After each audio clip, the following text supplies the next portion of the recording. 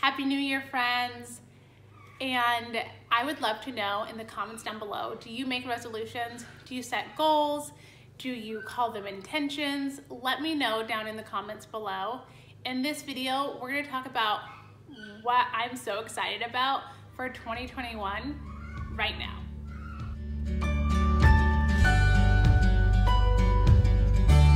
What a year, friends. What a year 2020 was. And as bad as it really was, and as crazy as things got, and things that I never thought as a parent I would have to tell my kids about, some good came out of it. And I want to remember that good. And I also felt like 2020 happened to me. I don't feel like I lived in 2020. Does that make sense? Like, I just kind of went with the flow and it just kind of happened. So moving into 2021, my biggest intention, child in the background, for real life, kids in the background, sorry we got interrupted. But what I was saying is, like, I don't feel like I lived in 2020. I feel like it happened to me. And so going into 2021, my intention is to live the life I want to live. God never gave us this life and was like, here, the cards you've been dealt, take them. No, He gives us the choice to live our lives the way we want to live them. And that is what I'm going to do in 2021. And I am so excited. Looking back though, let's talk about the good. In 2020, my family went plant-based. It was something that I thought for sure was only gonna last 40 days. We tried it for the Lent season of Easter, and my husband felt so good. He hasn't felt that physically good in a long time. He has a physical laboring job, and he was like out of pain. And I was like, OMG. We are gonna continue being plant-based in 2021. And we got to go home and see family for Christmas, and that fed my soul so much. It fed my soul so much. And I am just so grateful, and I want to continue that grateful attitude in 2021 as well. That's my word for the year. I want to feel grateful. And as you see, and as I share with you the goals and intentions I have for this year, you'll see why I picked grateful. So first up, my biggest thing that I want to get done this year is decluttering. I feel like a lot of people did that in 2020. I was not one of them. I feel like, going back to what I said about having life happen, we were stuck in the house and I just consumed. And my house shows for it as I hit stuff on my shelf. We've been in this house now for 3.5 years, and I don't feel settled. I feel like we move things around too much, and I want to get things permanently set in place. Have no more holes in the wall, no more, like, I know there's gonna be touch-up paint and things like that, but I just want to be done with the decorating and the painting in my house. So I want to declutter my house, but I also want to fix it up as I go and be done with that in 2021. So that is my big goal for the house. And I want to remember my word for grateful, because I am so blessed and I have so many things in this house that I have no reason to complain about. But there is an abundance in my house that I would like to get rid of. So therefore, I want to declutter and I want to finish decorating my house this year. If you saw the last video, you saw Mando, huh? Mando is our new puppy dog. Oh, and you just moved my camera. After that interruption, let's talk about another thing of letting life happen to you. So I feel like I let fear happen to me, and I try really hard not to, but it's just in my bones. And I strongly believe there's a reason why in the Bible, fear is talked about 365 days. 365 times, because we need it every single day. We need to know that fear should not run our lives. So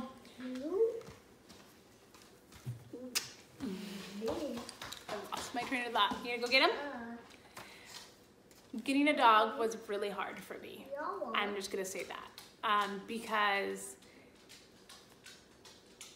we had a dog given to us when I was pregnant with my first, and he was like a teacup miniature pinscher. He was the cutest thing. We named him Rudy because he was just a trooper, and he was like 2 pounds when we got him, and then by the time he passed away, I got him to 3.5 pounds, which was a lot because he's so small, right? But he had a ton of health problems. Like, he would have little seizures. I was walking a good 3-4 miles every day. I was late with my first, and he would come with me. And so the day before he passed away, I had walked to my girlfriend's house across our little neighborhood thing. It was like a 3-mile walk, okay? No, it was 1.5 miles because I usually walked back, which made it 3 miles. But my husband was there with her husband, and they were playing video games, so I walked there, and then he drove us back. When we got out of the car, Mando got out and just started seizing. And so we put him down the next day, which was my due date with my daughter. I didn't have her that day, but it was my due date with her. And so I mean, I have fears, and I didn't want to put my kids through those emotions because I had felt them, right? And my emotions were amplified because I was 40 weeks pregnant, let's be real. And so it took, I mean, my daughter now is 10 in October. So it took a long time for me to finally agree to this. And not only did I agree to that, but I agreed to maybe 2. So we may have 2 of them. Well, you'll see this video on Friday. So that's the day we're gonna go look at Mando's brother.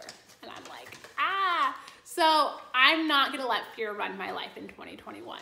I'm gonna live my life with intention and to the fullest of my ability, and I'm gonna love doing it. 1 Corinthians 13 is just the chapter that I have been reading with my kids. It's been in our curriculum, and I just can't get it out of my head. It's the way to love, and I want to spend 2021 loving others and loving my family the best of my ability. And so me and my husband both just declared that this is the year that we're not going to let fear run our lives, and we are going to love like we've never loved before. Which is fearful, if I'm honest. But I'm going to live my life the way God intended it to be, and I'm not going to let this world run the way I live. So if 2020 taught me anything, it's to live with intention and to live to your fullest. Because it's short. Life is short. We'll leave it at that. So we have established some routines now in our family that I'm so excited about. Our nightly routine has completely changed, and I'm hoping it will stick. I know summer's gonna come and we're gonna spend time outside longer, so we might have to figure out how to tweak it, maybe do it in the mornings because we won't be doing school. I don't know. But right now when dinner hits, it's dark out, so the kids go get their pajamas on. They can color, they can do crafts, but it's complete quiet time, which is something I've really needed. And then when Dad gets home, which is usually at dinner time or right shortly after, we all pull out our Bibles and reread the Bible. And we started at Genesis 1, and we're gonna read the whole thing. And at the pace we're going, read maybe a chapter or 2 a night, depending on how tired the kids are or discussions we're having about what's really in it. It's gonna take us like 3 years, and I don't care. This is something that has, my kids go to bed better. We have the best discussions about stuff that I don't necessarily want at the time, like circumcision. But the Bible also is not PG, and I know that. And me and my husband had talked about that going into this. It's the Bible. My kids need to know it. We need to know it. And I just am so grateful that we get to do that as a family. So that has been something that has really just blessed our family so much this year already. living life with intention. I'm trying to think of all of them that I would like to do this year. Bible reading, not living with fear in our lives, and loving the best of our ability in everything we do. And I have some like bullet points out of those. So like loving my family. I want to meal plan better, and I want to budget better when it comes to our food. So on Sunday, I'm gonna have a meal planning video for you, and I'm gonna show you and walk you through what I do. But the basics of it, I want to meal plan for a month at a time. I'm not grocery shopping for a month at a time because we're plant-based and it just can't work that way. But I have the meals that I would like to do. And then I shopped for 2.5 weeks the way the calendar fell and the day I shopped. So I shopped for 2.5 weeks, but then I'll have to go back every week basically to get produce, or I'll do a pickup order or a delivery order and get milk. So produce and milk. And otherwise, I'm excited. Like, it takes one less thing off my plate so that I can, you can go, but I got him. So that I can really get other things done. Like, I used to spend a good hour a week meal planning, and I hate it. I don't like to meal plan, but I also am a planner, and I can't go to the store without a list. Otherwise, I'll buy nothing.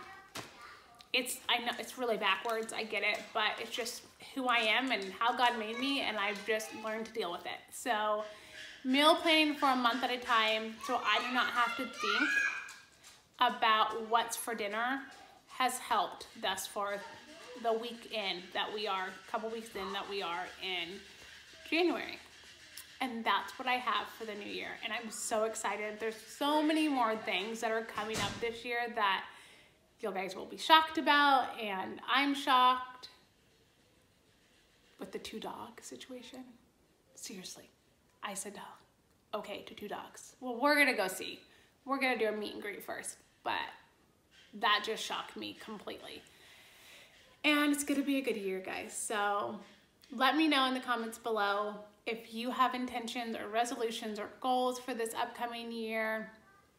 If you're new here, let me know, introduce yourself. I would love to meet you. Hit that subscribe button so that way you never miss a video. Like I said, coming up Sunday, we're gonna talk about meal planning, and I have what we're reading for January, our morning basket, but not.